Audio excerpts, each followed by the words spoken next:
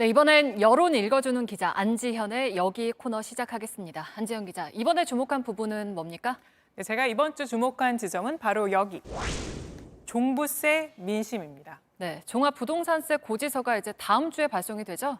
네, 맞습니다. 22일 다음 주 월요일 날 발송되는데요. 이 때문에 정치권도 민심 대응에 나선 바 있습니다.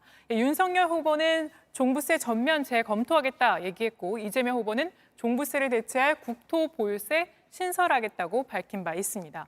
한마디로 윤 후보는 종부세를 내는 계층을, 이 후보는 종부세를 내지 않는 민심에 중점을 둔 셈입니다.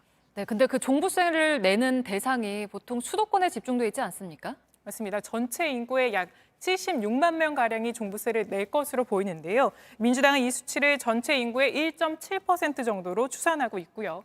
이 가운데 85%는 수도권, 그 가운데서도 서울에 몰려 있는 걸로 보고 있습니다. 그렇다면 두 후보에 대한 서울 민심 어떤지 살펴보죠.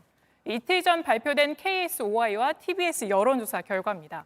서울에서 윤석열 후보는 52.5%, 이재명 후보는 30.9%로 두 사람 격차는 21.6%포인트입니다. 전국에서의 격차인 13.2%보다 더 벌어진 수치입니다. 오차 범위 내 격차를 보인 경기도와도 다른 모습이었는데요.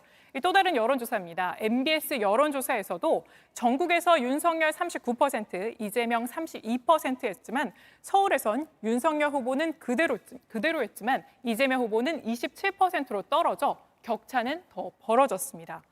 부동산 세금에 민감한 서울 민심, 현재로선 윤석열 후보 쪽으로 기울어져 있다고 볼 수 있겠습니다. 네, 근데 종부세 납부가 서울 중에서도 강남 3구에 몰려 있잖아요.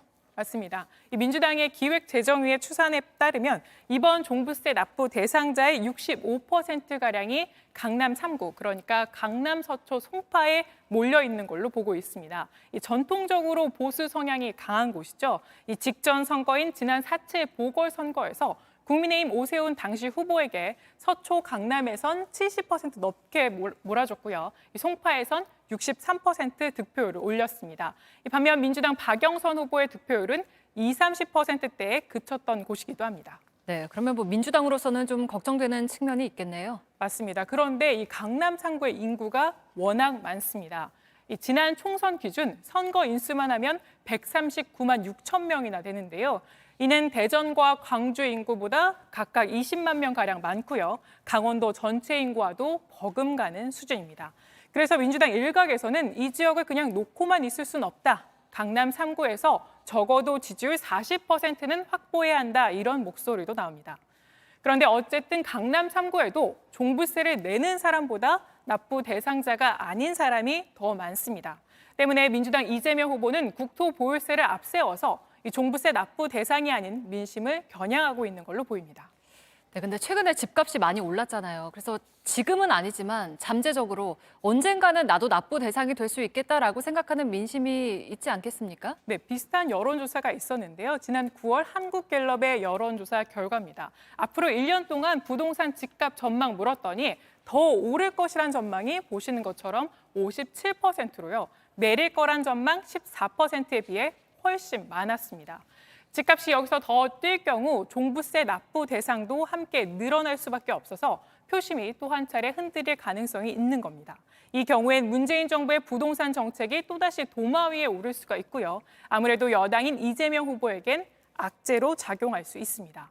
반대로 집값이 안정세로 돌아선다면 윤 후보의 종부세 재검토 주장이 표심에 미친 영향 제한적일 수 있습니다. 네, 그래서 오늘 결론이 뭔가요? 종부세 민심은 결국에 부동산 민심과 직결되어 있는데요. 그래서 오늘 종부세 민심의 결론, 앞으로 집값에 달렸다입니다. 네, 잘 들었습니다. 안지현 기자의 여기로 전해드렸습니다.